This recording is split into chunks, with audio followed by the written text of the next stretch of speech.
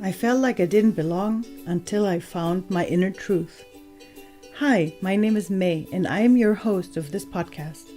I want to invite you on this spiritual journey to find love, acceptance, inner truth, and a sense of belonging, in spite of a multicultural background. Let's get together and overcome our issues with labels and stop trying to fit in boxes that were not made for us. Let's stop looking at what makes us different and see what brings us together without losing our authenticity. If you like the podcast, please give it a 5-star rating. This will give more people the opportunity to find us, or share it with someone who will benefit of it.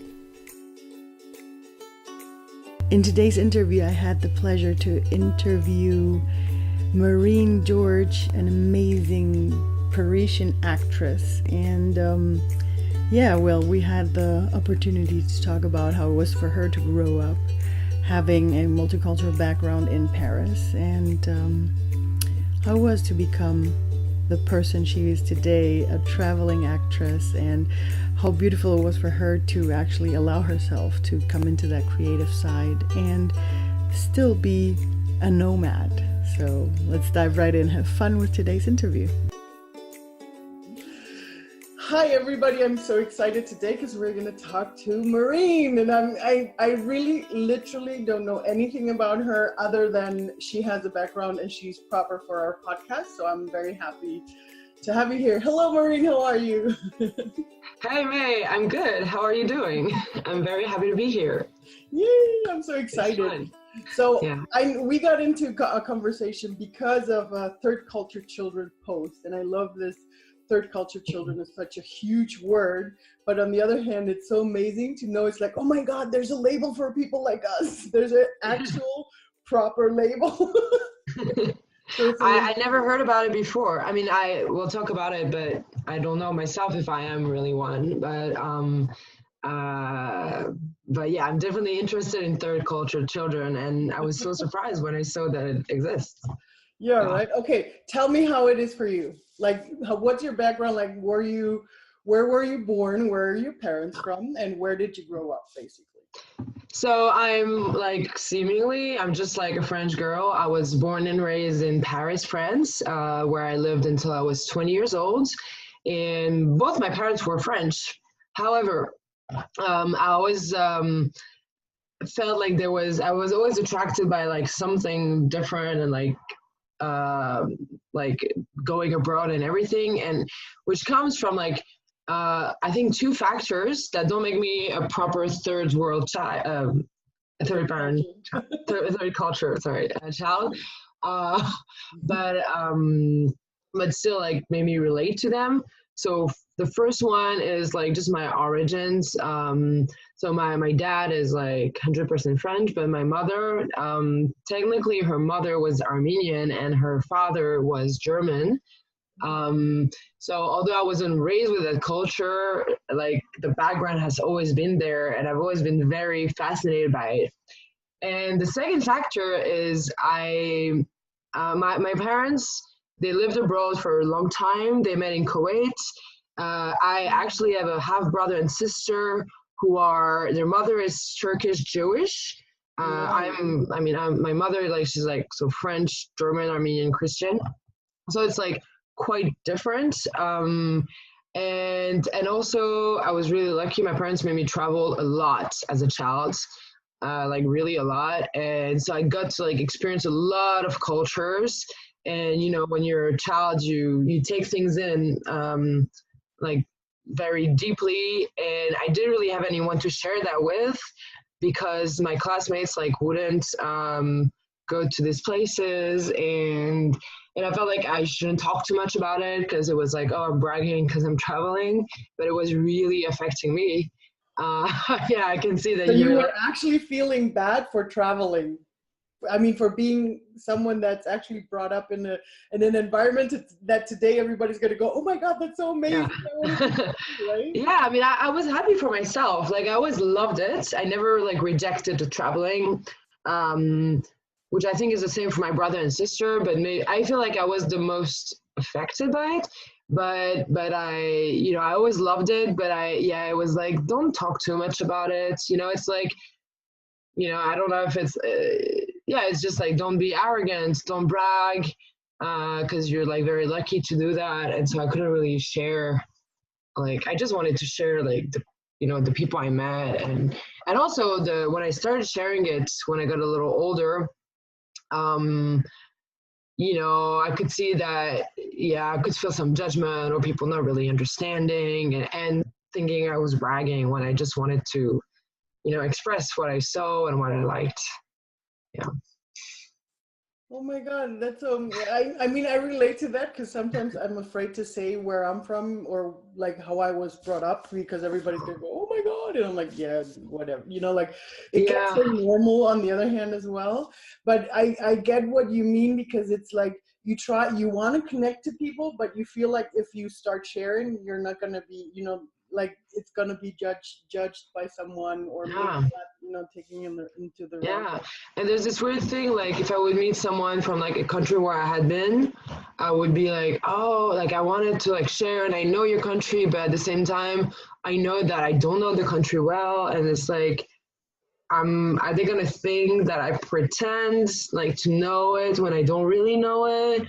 Like, like yeah, and some people react differently, obviously, like, and like culture is such a sensitive thing. Like some people love to like or even background. Like I love to share my background, but sometimes when I ask people about their background, I can see that they see it as offensive, and that's not the way I mean it. And so it's also like, which is fine. Like I get it, because again, we all, like some people grew up, being stigmatized for where they came from. For me, it was kind of the opposite. It was like, it was silence when it was actually part of who I was. So on the contrary, I wanted to share it when I couldn't really. Yeah. I think it's amazing because your English is very good. Like thanks. I haven't met many French people that have like almost accent-free English. This is like I'm working on it. And I'm not trying to say anything bad. I love French people. No, it's fine. It's fine. To Paris once, and it's so beautiful, and I'm hoping to go Thank there you. again sometime. Hopefully. Yeah, I mean, I lived in like non-French speaking countries for a while, so I'm trying to like adapt the way I speak. That's awesome. I mean, that's something, like that's something that you gained because of the way your parents brought you up, right? Absolutely, yeah. That's so amazing. And they made me learn English, so yeah. Yeah, and I know that it's actually a gift for us to be brought up that way, to be able to do that. And I think that's what they mean when they say the third culture children, because we sort of like create this new culture for ourselves because of the way we are brought up. Like if you think of, if someone would ask you where you're from, like what would you say? Like, what do you feel like being? If you would have to label yourself by a country. I say French, but that's my problem. I always say French because that's where I'm from. Like, it's clear. But I've always wanted to say more. Like, yes, I'm French, but in so many ways, I don't feel just French. But I say French.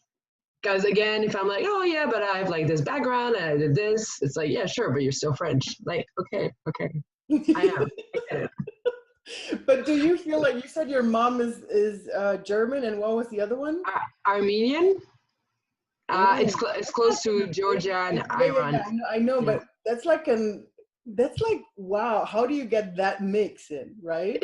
On one hand, but on the other hand, it exists, it's there. So how do you feel that she gave you some of those cultures? Like, do you have a little bit. Armenia or Germany? Yeah, so well, Germany, the obvious connection I got was from learning German. My parents made us learn German. I think it was partially because of my origins. Mm-hmm. I think it was also for like, just because it was a way to be in like the most like studious class, and like, but it was also because of our origins, and also like, France and Germany, like they have a strong history, etc.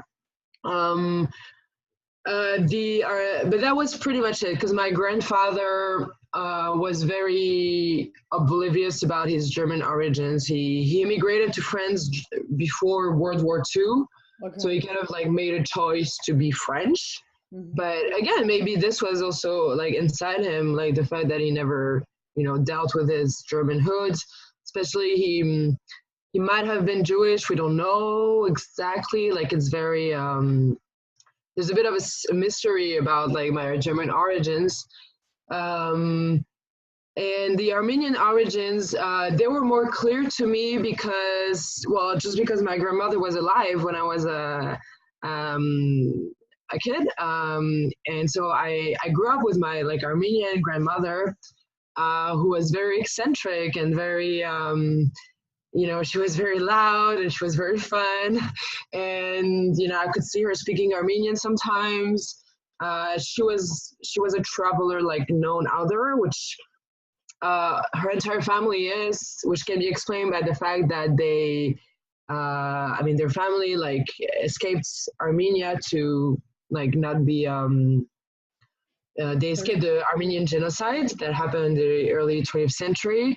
And like my family has been like pretty much all over. My grandmother, she grew up in Egypt, she studied in England, then she lived in France, like, so, and I knew her, I was exposed to her and like how different she was from everyone else I knew.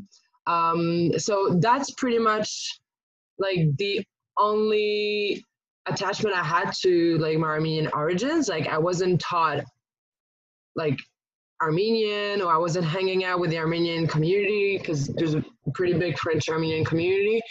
But I would go to the Armenian church to like meet my grandmother, and then like I would have lunch with her, and I would travel with her, and like she could speak Russian, which is like amazing. Not every grandmother can speak Russian, yeah. And so she exposed me to like this like foreign aspects of me that I wouldn't have had otherwise. And I don't know why, but I've always been like very proud of it. And I traveled to Armenia on not on my own. I was with two friends, but like it was not with my family. It was like my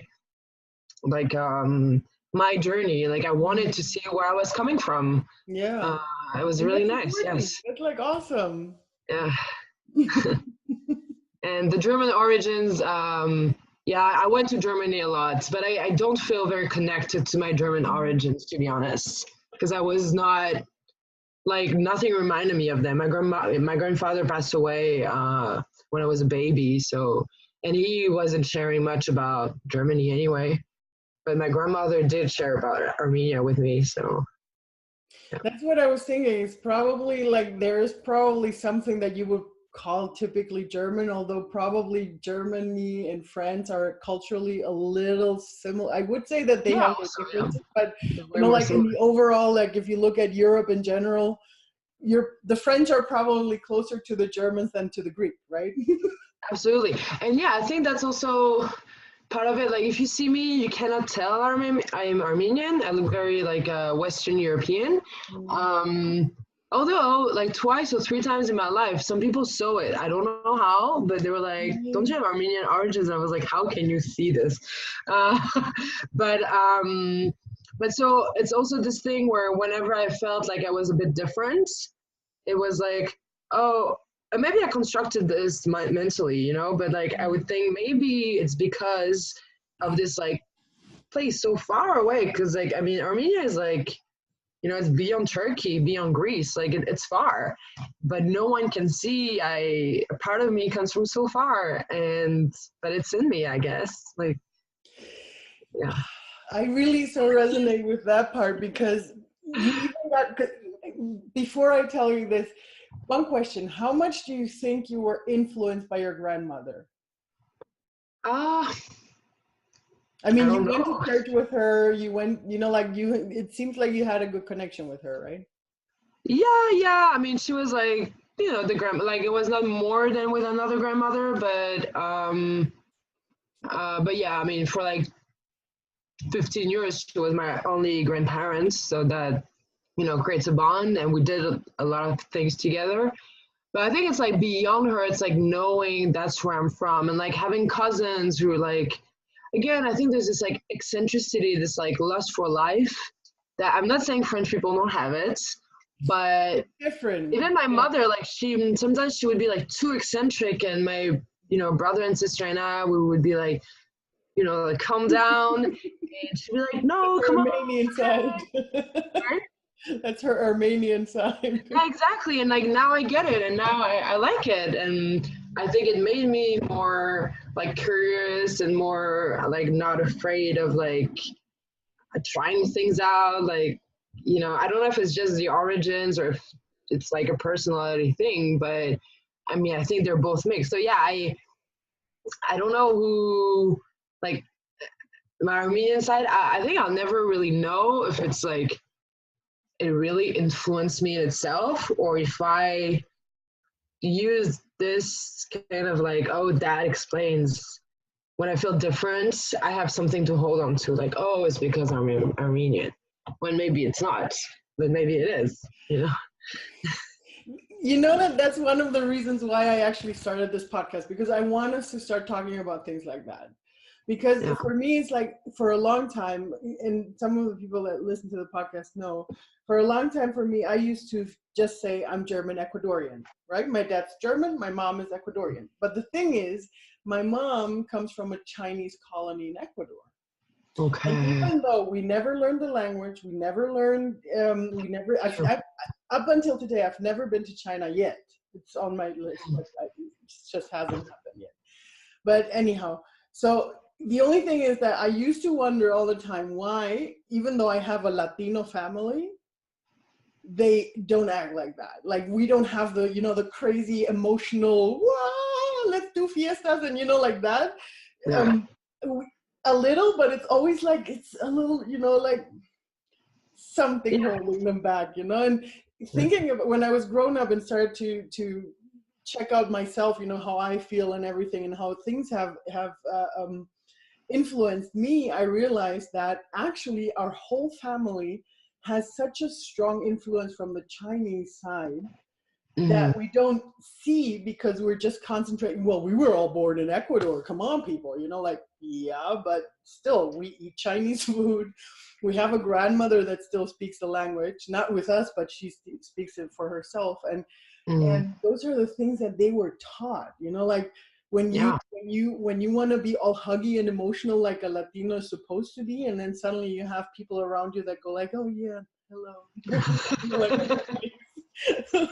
I mean, we've all gotten better, and being conscious of that is like, okay, no, I'm just gonna go and hug people, even though I'm gonna bring up that side. And you know what? Like, I would. Sorry, Karen. No, you. I mean, I would add that maybe, like, there's like beyond the culture we come from. There's also like how we're impacted by the journey of our family. Like maybe if your family had stayed in China, they would have been like very extroverted. Maybe like it's the experience of immigration. Just like my Armenian family, like they lived in Armenia for like centuries, but then they had to leave because of circumstances, and they had to like travel and like make a life for themselves, and like they reinvented themselves completely. They like like they moved from Armenia to Egypt, and like some of them went to Sudan, and like they were like nothing, and they had to like rebuild themselves. And this impacts you. Like the fact that my grandmother is a traveler, I think probably comes more from the fact that her family had to immigrate than the fact that they are like Eastern people, because like Eastern people are not necessarily more travelers than Western people, but it's like the journey they had to go through, the immigration. But how do you feel now that, because now you are a nomad, right? Like a digital nomad, sort of. Yeah. And my question is, because I mean, I do understand what you're saying, because when I look at my family, I think that, like the Chinese family was running away from the wars happening way before Mao Zedong came to China, like they had wars before that. So I think that my great-grandparents, when they moved, they did that. And from the German side, we believe that we probably belong to, I don't know the English word for it, but in German it's called Hugenotten, which is like you probably know because they were in French as well. So I think that my ancestors traveled through Europe as well because they were running away. And same thing happened when my dad was little. His father was traveling to find jobs after the Second World War. So That's why my dad grew up 8 years in France, by the way. Okay, wow, okay. Inside of him. And then when he grows up, he becomes this, I think it's sort of like the American Peace Corps, he goes and do something. Oh, I see, yeah. And that's how he got to Ecuador and met my mom. And then again, my mother, inside of Ecuador, they had to move. And then they got together and then they started moving around. Like I grew up in 4 different countries before I was 18. And I do understand up to a certain point, probably that generations before us sort of like had to do it because of, like you said, like they had to, because of their circumstances, go away someplace. But somehow I think maybe it's also that they chose those circumstances because it's just in them to have that explorer gene, Well, so yeah, like I mean, in Armenia, some people didn't leave. So, why is it that they left?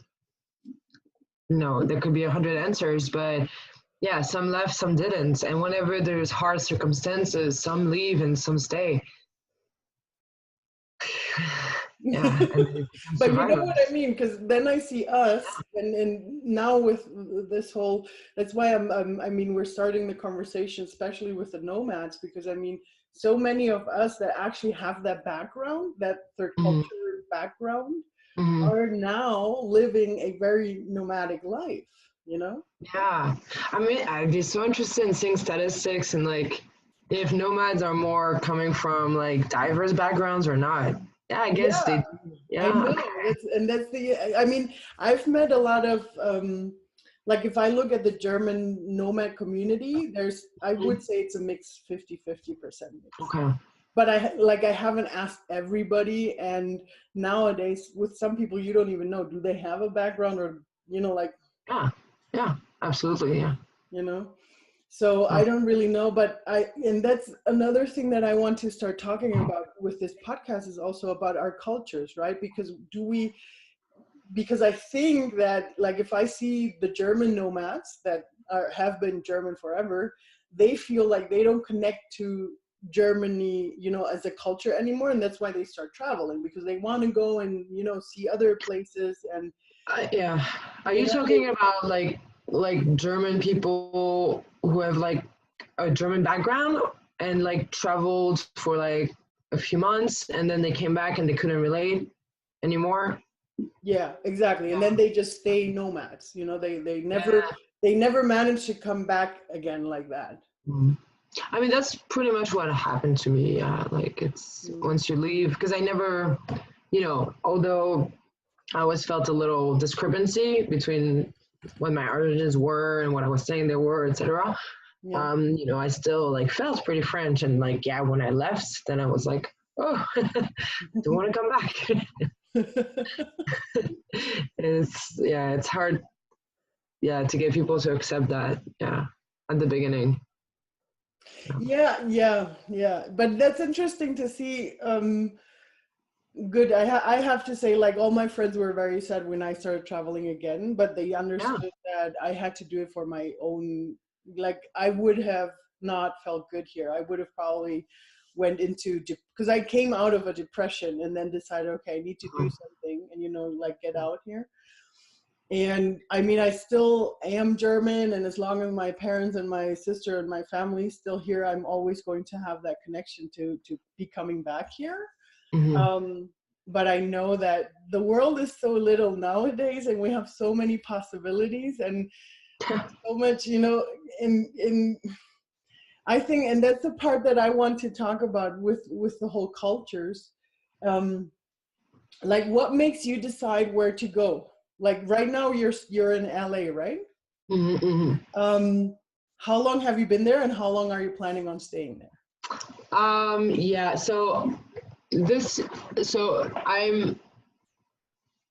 like to like stay in places for a while, but ideally I like to do like a lot of like going back and forth, but I'm also like going through a career change. So, like I need to like settle things. But so I moved to it. I spent 3 months in LA last year. I mean, in 2017. And I came back in September. And so I'm here until June. And then I'm going to see if I stay or if I like now my three, like there's like three countries I'm in between. It's like the US, France, and South Africa at the moment. Nice. Yeah, which is like the worst because they're so far away. like, like literally South Africa and Los Angeles, like the US, it couldn't be as like there's nothing like Oh more. yeah, maybe Australia is even closer, right? Yeah, no, I think it is. So yeah, sorry. So yeah. So what makes me decide where to go is, I mean, like it depends. Like it's been, like curiosity sometimes. Yeah, I guess curiosity most of the time. And yeah, and like in this case now it's because like I wanted to like train because I'm acting now, so I wanted to train to be an actor, and I found a great class in the US that I decided to commit to. And and like having this freedom of like, so many of my friends are like, well, why didn't you go back to France? And since I haven't been living in France in like 6 years, it doesn't have to be the obvious choice anymore. So it's like I want to act, well, the best training I can get is probably going to be in the US. So why going to France? Like, which for most of my friends, would be surprising. Like, but you're French, why don't you train in France? And it's because France is not like the obvious option for me anymore. It's an option like any other, And so, yeah, you know what I mean? Like, it's not like the first option, it's like an option. And I had another option, which was the US, so I went there, Yeah, because I think it has to do with all the labels people try to put us in, or the boxes. Yeah. And I think, and I think that's in general for every human being, but I mean, especially for us as mixys, we just, like it's hard to put us in just one box. It's like, for me, for example, because I've been dealing so long with Hawaiian philosophy, everybody puts me into Hawaii, and everybody's like, why don't you go? Like, even when I'm on Hawaii. Oh my God, yes. People think I'm Hawaiian when I'm in Hawaii. They don't doubt that, like I have to explain to them I'm not Hawaiian, right? And can I tell you a story? Like, no, carry on. So, and I have so many friends that go like, oh, when are you moving to Hawaii? And I'm like, no, I mean, I like it there and I love being there. At least, like, my dream is to be there at least once a year, for a month to get the energies in. But I don't have to like live there, like I feel there's so many other places that also are beautiful. And I mean, I'm a beach person, so there's so many other tropical beaches on this planet. Yeah, absolutely. Do you go there once a month? No. I've only been there 3 times so far. But okay. I thought you said like once a month. I was like, wow, because like it's so far. And I know. No. I would love to just be there once a year. That's that will be. It's so funny you're saying this because so when I started like living abroad, I lived in South Africa and in Congo, and then I moved to Qatar. And I remember there was this girl, she literally said, because, I had been living in South Africa and Congo, so people started to see me as this like Africa, like adorer, when I love it. Don't get me wrong, I love this continent and I would love to move back there. But like I remember she looked at me and she said, what did she said something like, but like, I thought you had a soul, like you loved Africa, like I thought you were like, like a good person, like an idealist, and now you're going to Qatar. And I was like, that is very like condescending, obviously, but like it's kind of ignorant because like my time in Africa, I was not like, oh, nice little African babies. Like, no, I had a good time because I genuinely enjoyed the people I was with, and it was not about like, oh, I'm doing good for the world, or like I wasn't like doing charity by going to Africa. I was just really just enjoying being there, and because I think it's a continent that is worth enjoying on its own, you know, without like doing some charity. I'm not saying you shouldn't do charity, but like it's an enjoyable place basically. I think And it's amazing what's that that someone about? thinks of charity when you think of Africa. You know, it's like, why? Like, Yeah, exactly. Like it's such a diverse place, you know. And like, and what she said about Qatar, it's basically she was blaming me for being curious. Like, I didn't know if I was gonna like Qatar, but I was like, I got a chance to go there. I've never lived in the Middle East. It's such a turmoil region of the world. I think it's worth, you know, getting to know it on my own rather than judging it before knowing. Basically, yeah, she was like, oh, when you like Africa, you're good. When you like the Middle East, you're bad. You know, like no, no, I don't think that's the way it works. no, not at all. But I think it's They just put amazing. you in boxes. Yeah, sorry. And that's one of the things that I find amazing, and that's why I love interviewing mixys like us. You show the world. It doesn't have to be that way, you know. Like the whole world has beautiful places, and the whole world has beautiful people, right? Mm-hmm. And the wonderful thing about us being so mixed is that we can actually choose the best things of everything, no matter where we're from. Like you can choose the beautiful things of Africa, like the Middle East, like wherever you go, right? And everywhere I found great stuff and less great stuff. And it's funny because like now that I'm in the US, like most people I guess would be like, wow, the US, that sounds really cool. When I moved there, honestly, I wanted to go there for my training, but I was not excited about the US in itself. I've always been more interested in like, I guess, alternative cultures to like the Western culture. And I was actually a little anxious of like how I would feel about moving to the US. And I was judgmental about the US, and it turns out to have like great stuff, and that's great stuff, of course, but like again, every place can be great or not so great. And I do think sometimes nomads, we can have this like reverse judgments, like, you know, we think only like Asia and Africa and South America are great, when they're like Europe and like Northern America. Well, there's also like Australia, but like any place can be interesting, you know. Yeah, I can see you agree. definitely. No, because the thing is, when I hold on, oh, I'm Sure. sitting bad. I'm so sorry for moving around so much. It's okay. It's okay. When I came to Germany, I had this judgment of myself, like, no, I'm not staying in Germany, you know, like I have to. When I was 18 back then, like I'm just coming here, I'm studying, and then I'm heading out. I don't like it here. So that's the whole attitude that I had towards this country until my sister moved like a couple of years after me. She came to Germany as well. And I remember her having so many friends from school as well that came here, and they were only nagging about Germany. And it sort of woke me up. It's like, come on, you decided to live here for now. I mean, I don't know how long I'm staying, and in the end, it ended up to be 20 years. But you know, as long as I'm here, I might as well start loving what I have here, right? Yeah. And it's so amazing how just by changing your view, like instead of looking at all the things that are bad, looking at all the beautiful things. And it's like today I kind of walked through the city, and I was just, you know, taking pictures and stuff because it's so beautiful. And I know it's going to be the same the next time I'm at a beach, because I'm going to be taking pictures of the beautiful beaches and the beautiful people there. Because in the end, it's what we make of the place, right? Yeah, absolutely. Yeah.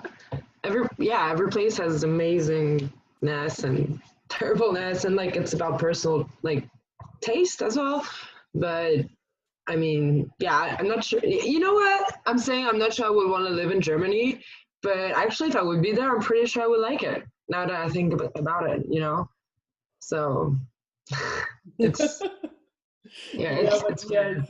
it's like you say. Sometimes the hidden things are just around the corner. We just have to be open, you know, to actually look, you know. But I think that's what I want to start bringing into the world with us, with this podcast, with everything. That's really nice. I love the initiative. Up, you know, like, hey, let's get rid of those labels. What are those for? I mean, they're good for us, you know, to maybe get to know ourselves better, or like I said, with you know, knowing you have that Armenian side and that, Yeah. maybe, well, with the German one, let's put that one aside for now. But, you know, like you have that and it's a treasure and it's amazing. And you have that beautiful French side, which is also amazing. I mean, that language is like, absolutely, how many places on this planet can you talk French? It's like, amazing. Nah, in Africa, it's very good. Yeah, right? The Caribbean, hello. How many Caribbean Yeah. islands? I think a couple of them are actually part of the European Union because of that. Yeah, some Yeah, some Europe. Caribbean territories are still French technically. Yeah. So yeah. Wow, Which is pretty cool. I think I need to go there. go for it. Yeah. You'll find nice beaches there, I think. That's what you like. Yeah. No, yeah. But I mean, the label thing, I think, you know, it's bad in a way, but we all, you know, labels can help sometimes. Just like, you know, third culture, like, oh, nice. Like, I'm not like a little bubble in the middle of the ocean. Like, I am part of a community, you know, it's like, so it helps the feeling of belonging. And that's what you're doing with the podcast, you know, trying to like, because I think it's also going to help, like, yeah, people who feel like they don't belong to anything, like, be like, oh, well, this is who I belong to. This is my community, you know. Yeah, and that's actually my idea, because I mean, I just go from the need that I had myself, because it took me so long to actually find a belonging for myself. Like, because my Ecuadorian family, they would love me, you know, they would love me, but they would still, it was still like, you know, yeah, but you're the German one. You're the crazy German one. You know? And then the German side would be like, yeah, they would never, you know, say, go into the distance, but you still feel that distance, you know, like when you were saying you feel French, but you feel like there's something more, and it's exactly that.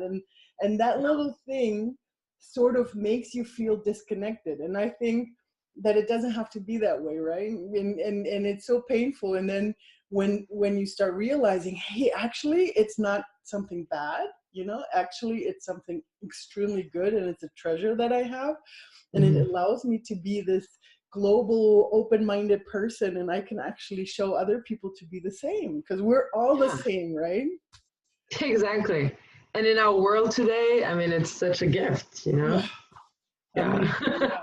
Yeah, because in the end, and that's one of the things that I always think is like, God, people, really, if you start looking at everybody's ancestry, we all get to be mixys. We all get to be so mixed. And just because we've been in one place for a couple of generations, it's still Absolutely, yeah. right. I mean, take France. I think France is a great example of that. Like, well, I'm from Paris, so I think people are more mixed in Paris than like, you know, if you go to like very rural areas.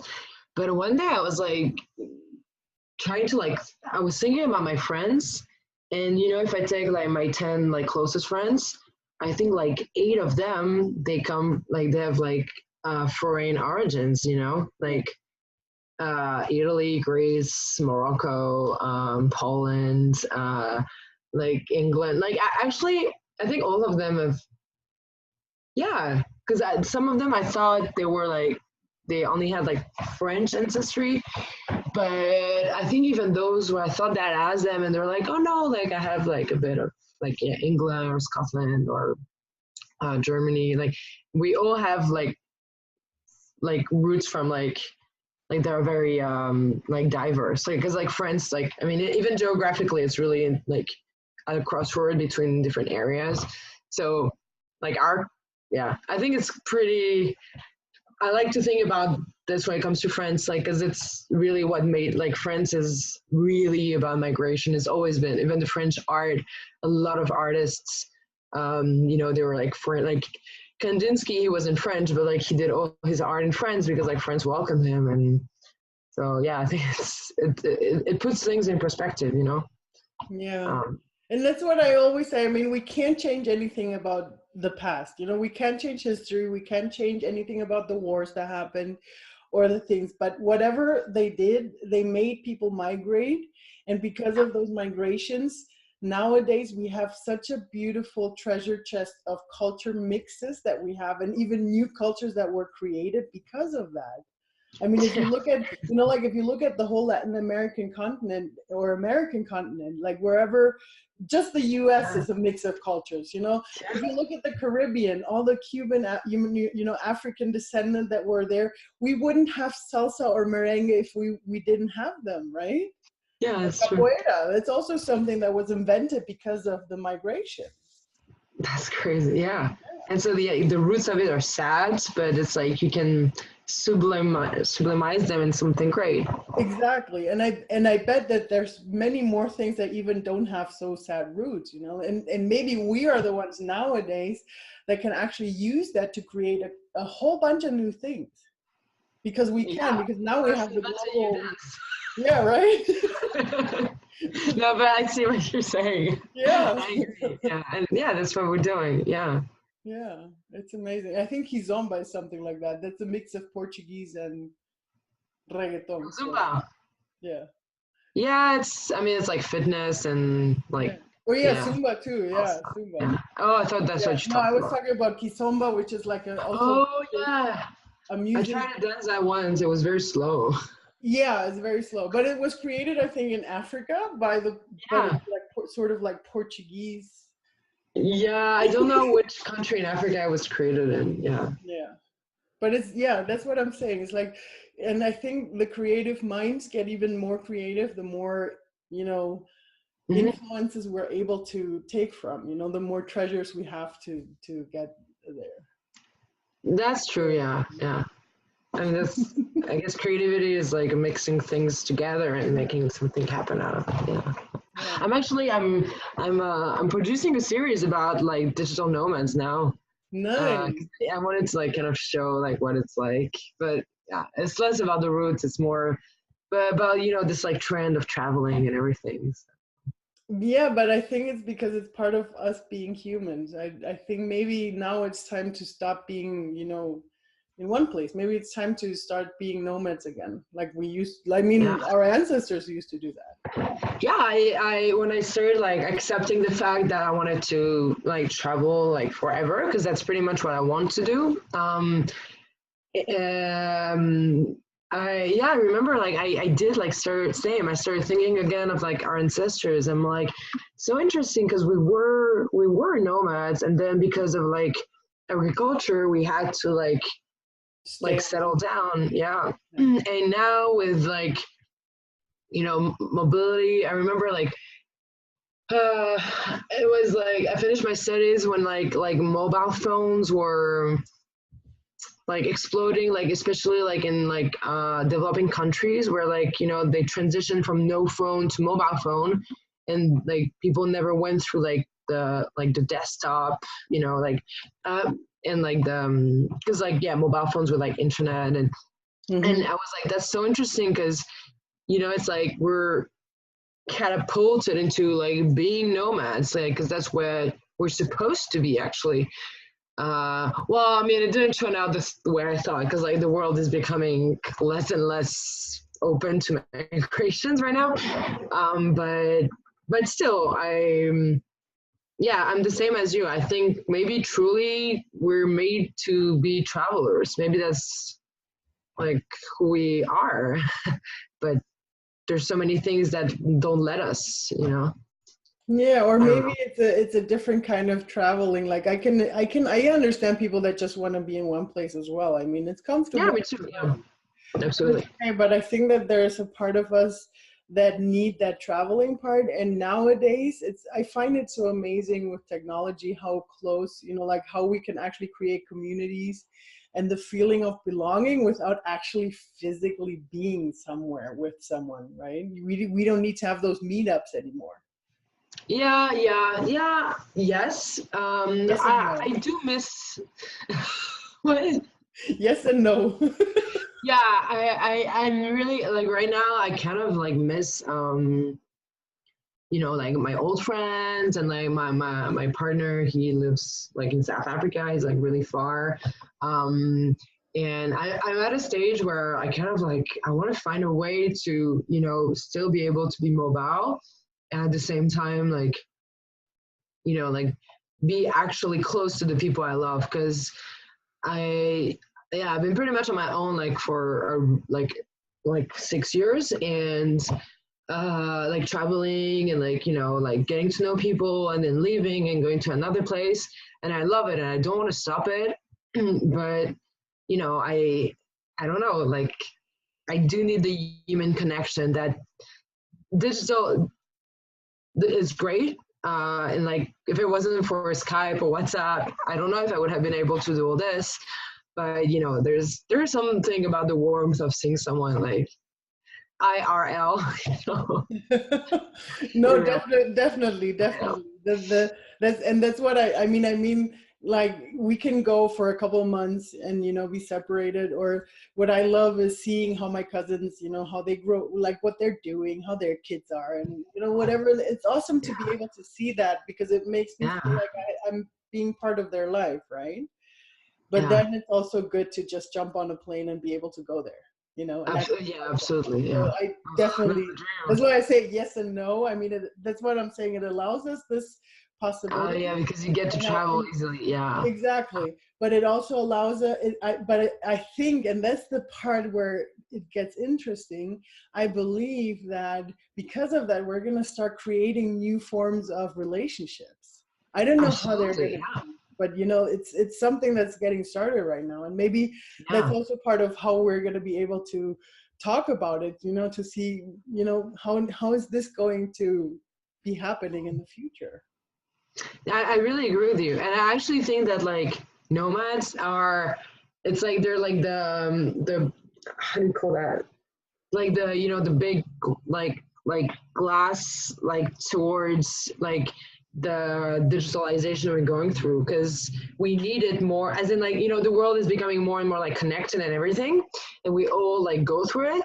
But like when you're a nomad, you're like so reliant on technology, and I feel like nomads, they're really like, yeah, precursors of like, you know, like new kind of relationships, you know, be it friendship or other kind of relationships, but because they're like so reliant on like, you know, their laptop and their phone. And yeah, and like we really like create this new way of connecting with people. I mean, like take the Facebook, I think that's how we got to meet, like the like nomad like Facebook group. Yeah. Like I feel like nomads are so much more on those like Reddit and like Facebook groups and like Instagram stuff, and like that's how we connect with people we don't know but we share interests with. And I think it's a trend like globally, but it's like so strong for nomads because they don't know anyone, so they need this. Definitely. And it's actually a part that I feel gets us disconnected to the people that stay. Yeah, oh my god, can we, yeah, can we talk about like, yeah, sometimes it just feels like you end up like you travel and you end up, you know, chatting with like travelers and you're not really like living, you know, like you're not immersing yourself in the place you want to. And I'm not saying That like, too. Yeah. Yeah. yeah, it happens. I Yeah. think there's the language barrier is a big thing, and then it Yeah. depends on like personality. I think that's a huge thing, and that's one of, at least for me, my vision is for the future, that I if I decide that I like one place and want to be there more often, I want to Mhm. learn the language, because like Yeah, all my life I've usually traveled to Latin America, and because I speak Spanish, it's like, yeah, I get that. It makes it way easier to, you know, get into the culture, understand the people, you know, start talking to them. And that way I know I don't connect to, I mean, I do connect to the travelers as well, but I'm sort of like the bridge in between the travelers and the people that live in that culture. But then last year, for the first time, I went to Thailand, and I don't speak Thai. And it was the first time, and then the English is not so good for like, you don't find many Thai people speaking a very good English. So it was, at least on Kopangan where I was. And hmm, so it felt so weird, because I stayed there for 2 months. And that's why I want to go back, because I feel like in those 2 months, I didn't achieve actually, you know, finding the essence of them, because I wasn't able to connect with them. yeah, shame.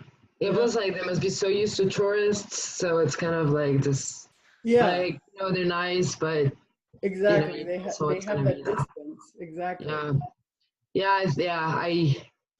Yeah, I agree with you. Um, I want to say that I try to like connect with like people when I travel, but yeah, sometimes it just doesn't happen. And sometimes it's fine. Like, like you don't have to like, sometimes you just want to like have a good time and chill, but sometimes it's also nice to like get to know people. And the experience is usually way better like when like you can like I'm just thinking like I was in Oman once and like I met this like Omani person and like it just changed the whole trip. Like I had a great like it was great. But then like when we met, like I got to see like a whole new side of Oman. Like I got to meet the family and eat with them and like chat about like who they were and I was like, wow, like I had no idea this country was like this. It's really nice.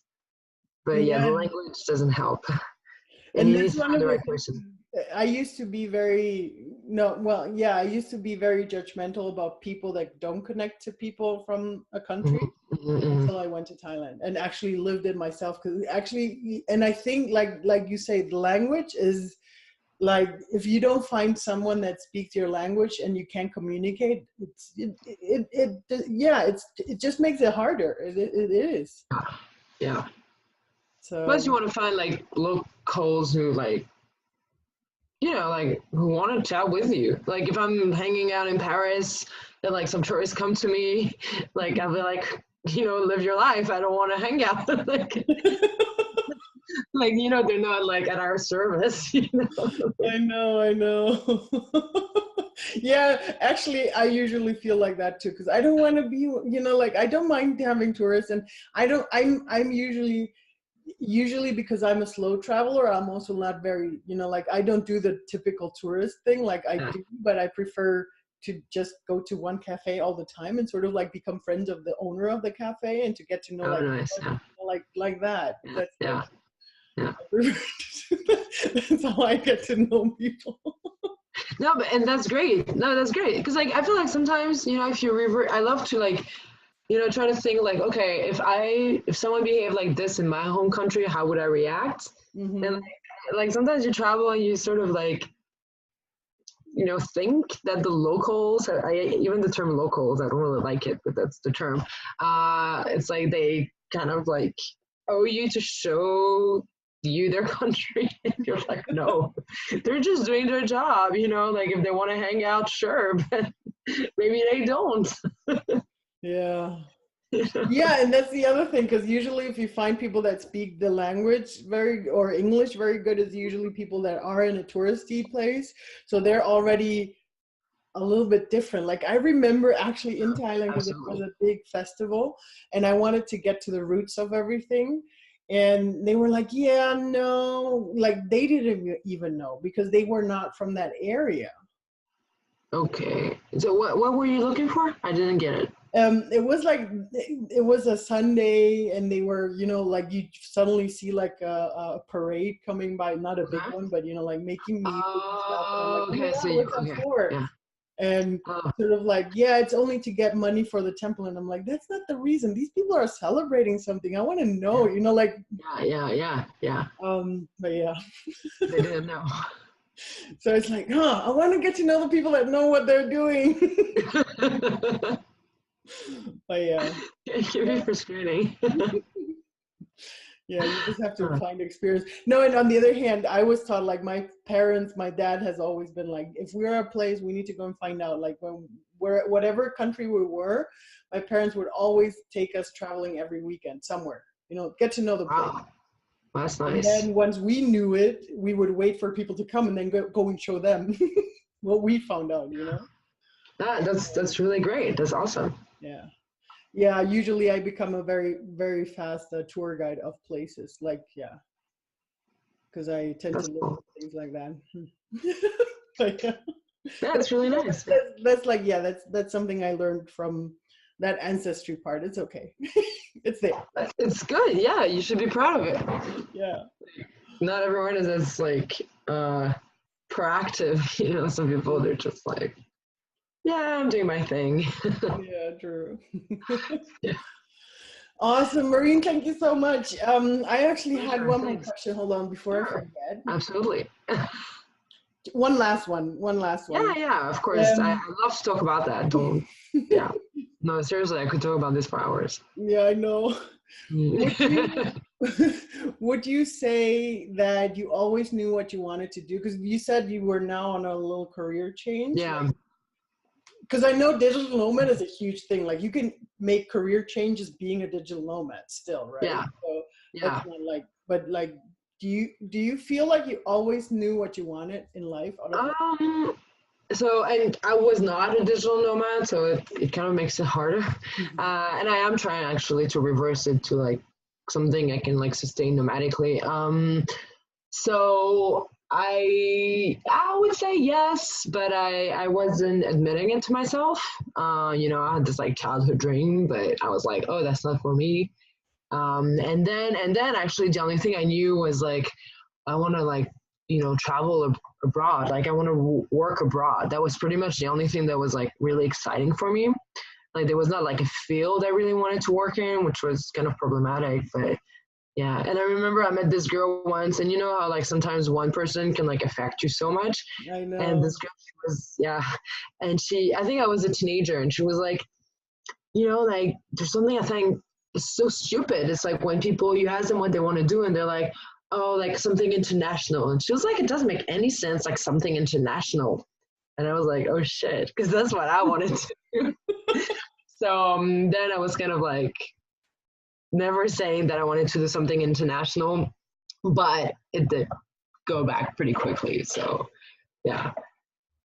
But I think, I knew what I wanted to do like really early on, but I blanked it for like 20 years and then I got back into it. I find that amazing. Yeah, but why would you say you blanked it? I mean, in my case, it's acting, and like acting has this like aura, you know, like, and especially I grew up in Paris, which is like, you know, a city where, The you know, culture it's like, capital of Europe. exactly. So it's like, if you not like the top of it, it's not worth it. And you know, I was like, why would I be like a top actress and everything? And I felt arrogant for wanting to act when actually it was not an arrogant thing. It was just I just loved acting. It was not about like being glossy or anything. But so like I shut it down, and plus I don't come from an artistic family. Well, turns out we were more artistic than we thought, but it took all of us years to express it. But Interesting. Mm-hmm. yeah, it's funny. Like all my siblings, we all switched from like analytical careers to creative careers. Like it's very funny. Yeah, it's really funny. Maybe it's connected to our roots. I don't know. I have to add that to my mixy questionnaire, because I have a questionnaire for mixed cultures, and I think I should add the creativity part, because I thought I was not creative. Okay. And then you realized you were? And then I realized I actually am. I love photography. I mean, what are you doing now? Yeah. For my websites, like whenever I do websites, it's like I'm so creative. Me too. Yeah, I think it can come from the fact that, like, you know, again, this thing where you don't really know where you stand in front of the world. And so you're like, it may be like trying to fit in, you know, there's this thing where, yeah, when you come from like when you don't really know where you stand, you try to fit in because you don't want to be weird. And I think that, you know, works with creative people and also makes you stop from wanting to be creative. And I think everyone is creative, truly. But for some people need more, like some people can deal without it. And some people, at some point, they can't stand, like, not expressing it. That's the way I look at it. So yeah, so that's why I shut it down for 20 years, and then I couldn't stand shutting it down anymore. So I think it's amazing, and I'm really looking forward to see how your acting goes. Oh, thank you. Maybe I'll be able to see you one day. yeah, who knows? No, I mean, because the thing is, like, probably I mean, you want to do acting because of the acting, you know. It's not like you want to, you know, of course Oscars would be nice at some point, but I mean, it's not like that's the goal, right? Yeah. I see. Yeah, exactly. Yeah. But you do need to set yourself goals, otherwise you I don't. know, I know. So are you setting goals like the Oscars? I'm setting goals right now. The Cannes festivals? I don't know. Like I'm taking Or it step by Shakespeare step. Theater. Sorry? Shakespeare What? Theater in I've done in South Africa last year. Seriously, like we did nice. this amazing play of Othello. It was fantastic. God, I And like bet. again, if I get to act in different countries, I'm blessed. Like I think that's my goal. Like, like do some acting in this country and some acting in that country. It's hard because like it's an industry where it's about, knowing the people you like to work with. But oh yeah, that's a dream. Traveling actress. That's so amazing. That's so cool. Oh my Thanks a God, I lot. already see you like next month. I'm going to be in this theater. That's going to be really cool because you can actually, like you could say, I'm staying here for 6 months. So we have like 3 months to practice, and then 3 months we're going to be doing the show. And then I head on to the next place. Yeah, that's the dream. Right? That's the goal. Yeah. Oh my God, that's amazing.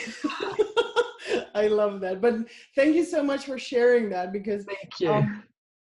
that's what I think it was for me, and I think for a lot of people out there, it's similar. Because for me, I tried to, like you said, I tried to fit in. So I tried not to do what actually felt right for me. So I was trying to fit in. So I tried to have this normal job, and that's why I got I don't like calling it I got stuck, because I think I needed it to find myself. But that's how I got stuck 20 years in Germany, following a career path. Yeah. And Maybe telling yourself this was your place, and like stop dreaming. Exactly. And now it's like, oh my, I remember the day I decided I need to start traveling. It was like, oh my God, how am I going to tell my friends? How are they going to react? Like all those, it wasn't about like, I was clear I was going to do it, but it was like, oh my God, how is everybody else going to be about it? Yeah. Oh, I feel you so much. Yeah. But you know what? I think this is something that every human being in the world goes through, honestly. But I do think, like, again, like maybe in a way, the fact that we feel weird because of like our background or something, in a way, maybe it helps us, because it's like, it's like, oh, I'm weird, so I want to fit in. But then it's like, well, I don't want to fit in anymore. Whereas like maybe some people, they're like, they feel weird, but I don't know why. And so they try even more to fit in because they have like nothing, actually no label to hang on to.